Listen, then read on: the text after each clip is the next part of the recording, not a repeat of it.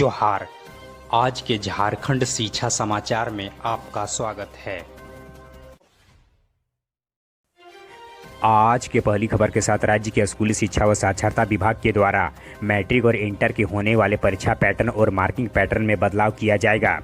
JCERT ने CBSE, Rajasthan और Odisha board का अध्ययन कर रिपोर्ट झारखंड एकेडमिक काउंसिल यानी जेक को सौंप दी है। इसी के आधार पर मैट्रिक और इंटर के मॉडल प्रश्न पत्र तैयार करने का प्रस्ताव राज्य के शिक्षा विभाग को सौंप दी गई है। मिली जानकारी के अनुसार से राज्य के मैट्रिक और इंटर के परीक्षाओं में ऑब्जेक्टिव सवालों की संख्या में बढ़ोतरी की जाएगी। वहीं नए पैटर्न के अनुसार से दीर्घोत्तरीय सवालों की संख्या में कमी की जाएगी। इधर राज्य सरकार के सभी विभागों में खाली पड़े पदों पर नियुक्ति की प्रक्रिया नए साल में शुरू होगी। नए साल में ही इसके लिए विज्ञापन जारी किया जाएगा।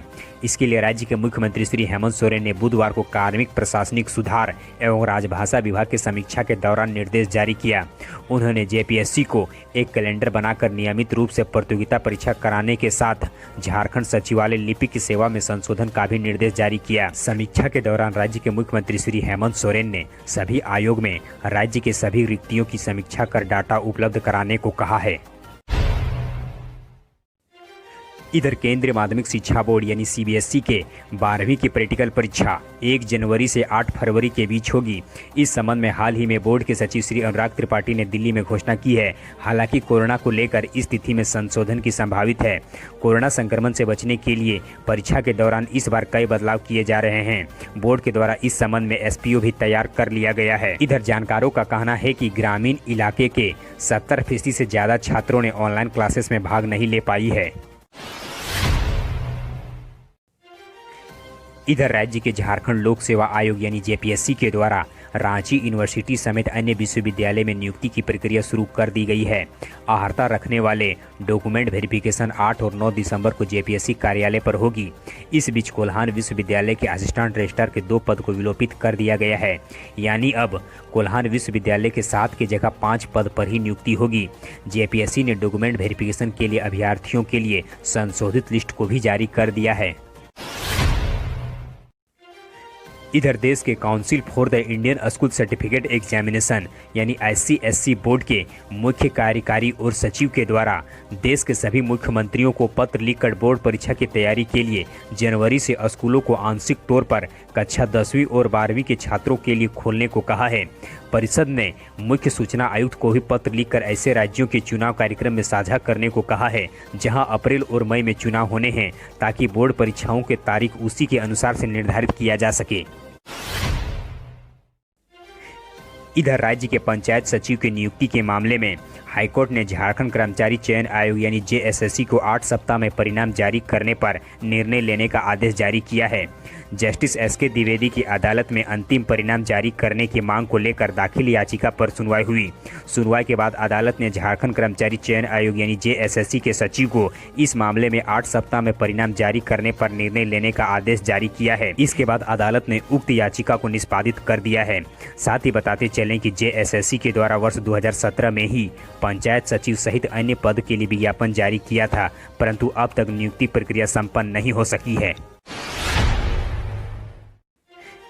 इधर राज्य के सभी सरकारी स्कूल के बच्चों को ऑनलाइन लर्निंग मटेरियल भेजने के लिए झारखंड शिक्षा परियोजना के द्वारा एप्लीकेशन तैयार कर ली गई है।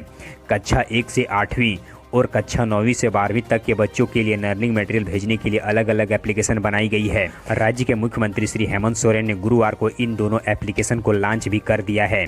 एप्लीकेशन में वर्तमान शैक्षणिक सत्र के शुरू होने के बाद से अब तक हुए सभी ऑनलाइन कक्षाओं का लर्निंग मटेरियल उपलब्ध है। वहीं प्रतिदिन रूटीन के अनुसार से लर्निंग मटेरियल भी भेजे जाएंगे।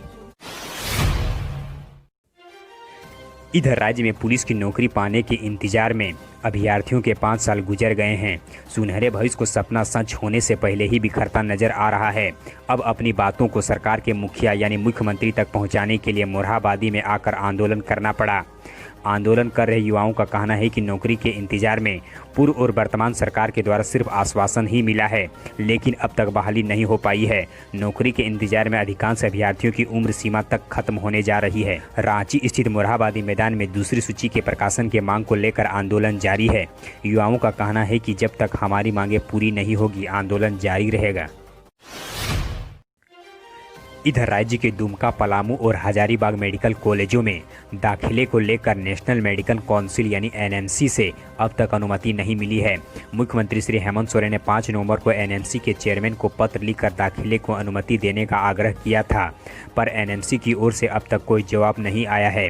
इसके बाद मुख्यमंत्री ने गुरुवार को केंद्रीय स्वास्थ्य मंत्री डॉक्टर हर्षवर्धन से टेलीफोन पर बातचीत की। इसके साथ ही श्री सोरेन ने केंद्रीय स्वास्थ्य मंत्री को पत्र में कहा कि झारखंड जैसे जनजाति और पिछड़ा राज्य के गरीब छात्रों को ख्याल में रखते हुए एनएमसी के द्वारा एडमिशन पर लगाई गई रोक को हटाया जाए।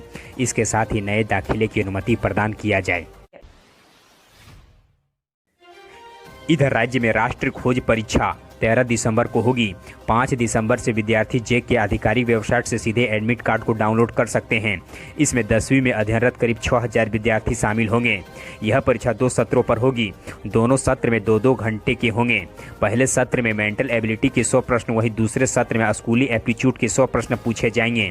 प्रत्येक प्रश्नों के एक जवाब के लिए 1 अंक निर्धारित किए गए हैं। जेक बोर्ड के एक अधिकारी के अनुसार से यह परीक्षा राज्य स्तर पर ली जा रही है। इसमें सफल होने वाले विद्यार्थी राष्ट्रीय स्तर की परीक्षा में शामिल होंगे। साथ ही बताते चलें कि राज्य के 11वीं और 12वीं के सफल विद्यार्थियों को प्रत्येक माह इसके तहत 1250 रुपया दिए जाएंगे। इधर राज्य के प्रारंभिक स्कूलों के अगले 3 महीने में छात्र छात्रों का पाठ्यक्रम पूरा कराने के साथ साथ उनका रिवीजन भी कराया जाएगा।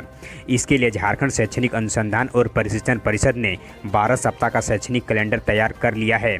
7 दिसंबर से इसी के आधार पर राज्य के छात्र छात्रों तक कंटेंट भेजने और उनका कोर्स पूरा कराने की प्रक्रिया शुरू की जाएगी।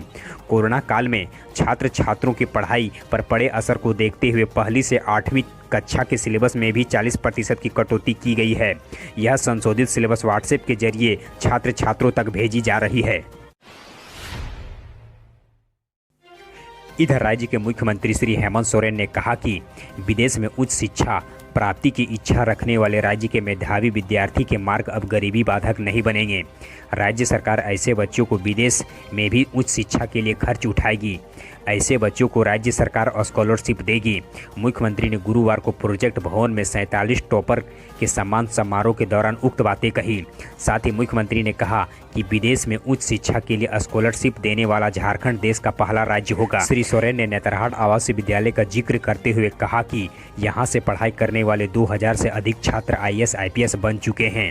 राज्य में ऐसे अनेक स्कूल हैं जिन्हें इस स्तर पर लाने के लिए राज्य सरकार प्रयासरत है।